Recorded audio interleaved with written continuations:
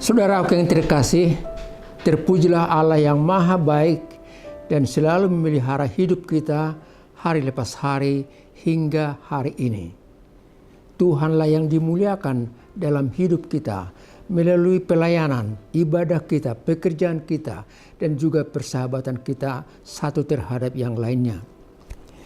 Di dalam kasih karunia Allah dan anaknya Tuhan Yesus Kristus, marilah kita dengarkan firman Tuhan yang diperuntukkan untuk hari ini, Minggu tanggal 19 Juni tahun 2022. Tertulis dalam kitab Galatia pasal 3 ayat 23 hingga 29. Saya bacakan untuk kita semua. Sebelum iman itu datang, kita berada di bawah pengawasan hukum Taurat dan dikurung sampai iman itu telah dinyatakan. Jadi hukum Taurat adalah penuntun bagi kita sampai Kristus datang, supaya kita dibenarkan karena iman. Sekarang iman itu telah datang, karena itu kita tidak berada lagi di bawah pengawasan penuntun.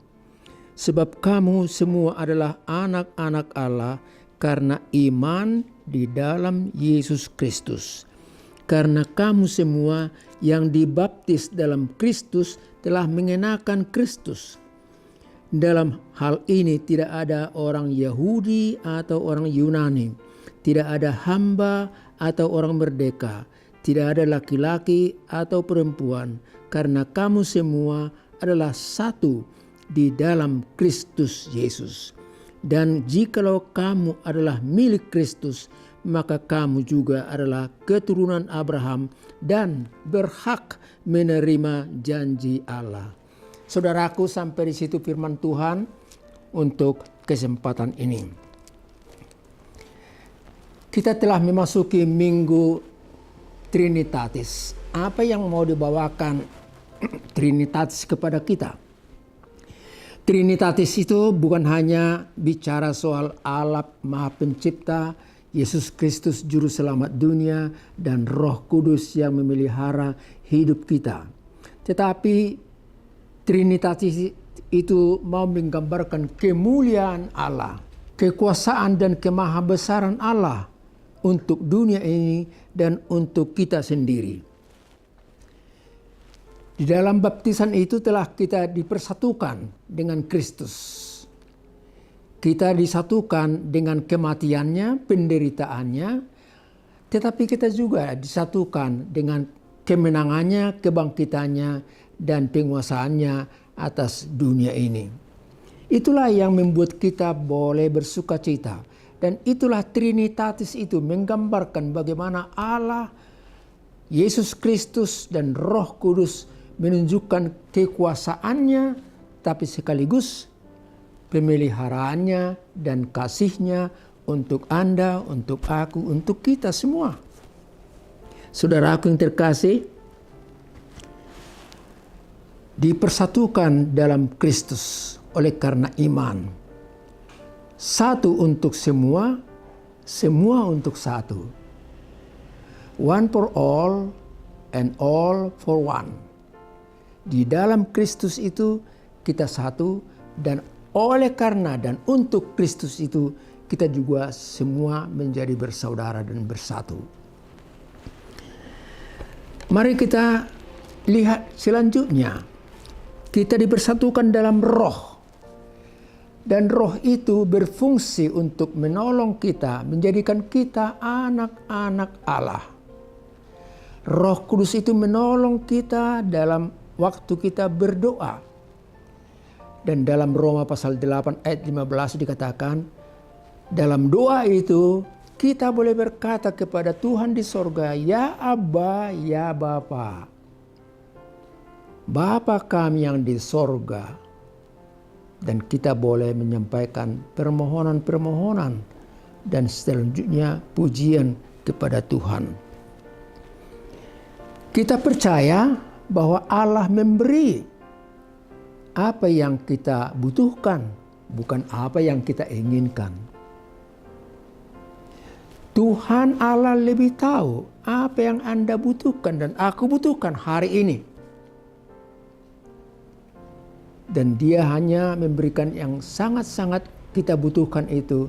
Dan bukan ide-ide atau rencana-rencana atau keinginan-keinginan kita yang dalam hidup ini kita akui kita tidak pernah merasa puas dan merasa cukup. Orang yang takut akan Tuhan tidak akan kekurangan. Demikian Mazmur pasal 34 ayat yang ke-10 berkata, tidak akan kekurangan. Ada, selalu cukup untuk kebutuhan. Dan orang-orang yang percaya itu dipelihara oleh Tuhan. Kalau kita lihat ayat yang berikut dalam Mazmur 34 ayat 11, dibuat di situ perbandingan. Singa-singa muda yang kencang berlari bisa menerkam. Mereka itu toh kelaparan. Tetapi orang yang tenang, yang berdoa kepada Tuhan, yang takut akan Tuhan, mereka tidak akan kekurangan sesuatu apapun. Itu membahagiakan kita dan membuat kita juga sabar dalam hidup ini. Dan janganlah kita oleh karena keinginan-keinginan kita akhirnya terjerat dalam hukum, terjerat dalam kesalahan seperti OTT, orang yang tertangkap tangan karena keinginannya yang terus meluap, belum cukup, akhirnya dia tertangkap dan diadili serta dipenjarakan. Paulus berkata dalam 1 Timotius pasal 6 ayat 10, akar segala kejahatan ialah cinta uang. Akar segala kejahatan ialah cinta uang. Sebab oleh berburu uanglah beberapa orang telah menyimpang dari iman dan menyiksa diri dengan berbagai duka. Oleh karena cinta uanglah, maka beberapa orang menyiksa dirinya dengan berbagai duka, tertangkap, diadili, dan dipenjarakan. Saudara, sekarang mau kita ikuti apa yang mau dipesankan oleh khotbah ini untuk kita. Apa pesan khotbah untuk kita dalam kesempatan ini? Yang pertama, pelihara imanmu dan percayamu kepada Tuhan. Apa artinya percaya? Setiap kebaktian hari Minggu umpamanya, kita selalu berdiri dan mengaku iman percaya kita dengan mengatakan, aku percaya kepada Allah Bapa, aku percaya kepada Yesus Kristus, aku percaya kepada Roh Kudus. Sekarang kita mau tanyakan, apa sih arti percaya? Yang pertama, aku percaya artinya aku mempertaruhkan hidupku pada Dia yang saya percayai. Mempertaruhkan hidup. Aku percaya itu berarti saya meletakkan hidupku dan semua yang saya pikirkan, rencana-rencanaku kepada Dia, kepada Tuhan yang saya percayai. Bukan kepada orang sakti, bukan kepada orang-orang sembarangan, tetapi hanya kepada Tuhan. Yang kedua, percaya itu artinya aku dapat dipercayai. Jadi percaya itu membuahkan hal yang baik yang dapat dilihat dari kenyataan. Aku percaya artinya aku dapat dipercayai. Aku tidak akan berbohong. Aku tidak akan mengucapkan janji-janji palsu. Dan yang ketiga, percaya artinya aku tahu bersyukur karena menerima kasih karunia dari Tuhan. Kalau aku menerima kasih karunia itu pemberian Tuhan semata, maka aku tidak perlu dan tidak boleh menyombongkan diri. Karena yang saya miliki adalah pemberian kasih karunia Tuhan. Kita boleh bernapas dan kita harus bersyukur. Seseorang karena prestasinya boleh menerima piagam penghargaan oleh karena prestasinya. Seorang ibu melahirkan anaknya itu kasih karunia, bukan karena usahanya sendiri atau kemampuannya sendiri, tapi diberi oleh Tuhan. Saudara yang kekasih, saya jelaskan itu arti percaya supaya kita boleh mengerti akan apa yang selalu kita ucapkan. Mempertaruhkan diri, menaruh diri dengan segala pengharapan dalamnya. Percaya artinya aku dapat dipercayai orang, aku berbuat baik.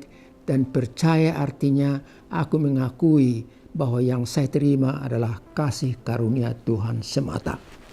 Saudaraku yang terkasih, Roh itu menuntun kita untuk mengenal siapakah Kristus untuk kita. Oleh Roh Kudus itu kita diperkenalkan kepada Kristus Yesus, bahwa dialah jalan, kebenaran, dan hidup. Tidak seorang pun sampai kepada Bapa kalau bukan melalui aku.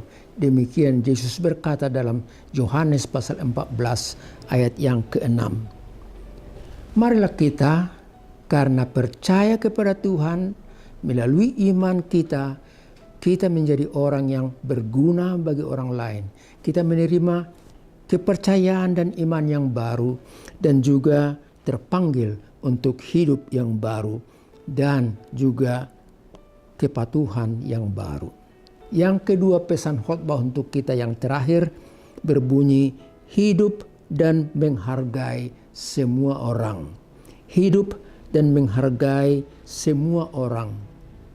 Jelas sekali dalam firman yang kita baca tadi dari Galatia pasal 3 ayat 23 sampai 29 itu, kita dinyatakan bahwa kita adalah anak-anak Allah karena iman di dalam Kristus.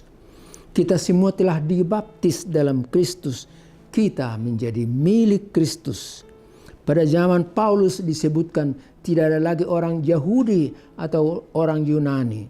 Dan kalau saya jabarkan ini untuk kita pada tahun 2022 ini, orang Kristen itu bukan lagi dibatasi kesukuannya. Dia orang Manado, orang Ambon, orang Jawa, orang Batak. Bukan lagi. Tapi kita telah dipersatukan semua sebagai orang yang percaya. Ada orang percaya yang tinggal di Afrika, di Amerika, di Australia, di Asia, di Indonesia, di Jakarta ini juga kita dipersatukan oleh karena hidup percaya kepada Yesus Kristus itu. Saudaraku yang kekasih, marilah kita sehati sepikir, satu kasih, satu jiwa, satu tujuan. Dengan tidak mencari kepentingan sendiri atau puji-pujian. Tuhan Yesus menjadi contoh untuk kita dan teladan bagi kita dalam hidup ini. Itulah yang dinyatakan oleh Paulus dalam surat kepada jemaat di Filipi pasal 2 ayat 2-5. Tirulah Kristus itu. Dia rendah hati, hidupnya untuk orang lain, dan kita seharusnya dan memang harus seperti itu dalam melaksanakan hidup ini. Yesus menginginkan kita bersinar. Bersinar baginya dimanapun ku berada, ku mengenangkannya. Bersinar, bersinar, itulah kehendak Yesus. Bersinar, bersinar, aku bersinar terus. Kumohon Yesus menolong dan menjaga hatiku agar bersih dan bersinar meniru Tuhanku. Bersinar oleh karena Kristus itu. Semoga firman ini memberikan masukan yang berharga bagi kita. Sampai di sini pertemuan kita untuk kesempatan ini. Tuhan memberkati. Amin. Mari kita berdoa. Allah Bapa di sorga, terima kasih atas firman-Mu yang barusan kami dengar. Tolonglah kami untuk memahami dan terutama lagi untuk melakukannya dalam hidup kami. Terima kasih kami telah menjadi anak-anak Tuhan melalui iman dalam baptisan itu di dalam Kristus Yesus. Kami bersaudara dengan semua orang percaya. Berkatilah gerejamu, berkatilah juga hamba-hambamu semua yang melayani mereka, berkati juga negara kami dan saudara-saudara kami yang lain. entah itu di benua yang lain, ataupun di kampung halaman kami, ataupun di tempat-tempat yang lain di mana mereka berada. Terima kasih Allah Bapa, ampuni kami dari segala dosa dan kesalahan kami di dalam Kristus Yesus.